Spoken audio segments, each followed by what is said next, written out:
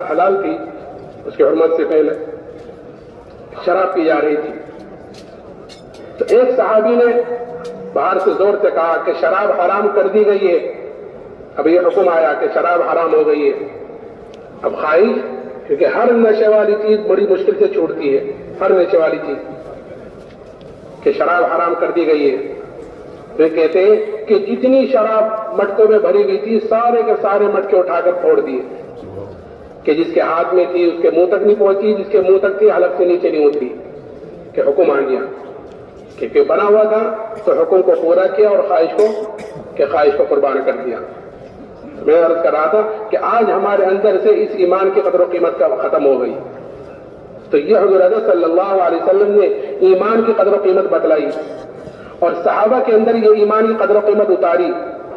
اور صحابہ کے اندر یہ ایمان کی قدر و قیمت ایسی اتری کہ پھر صحابہ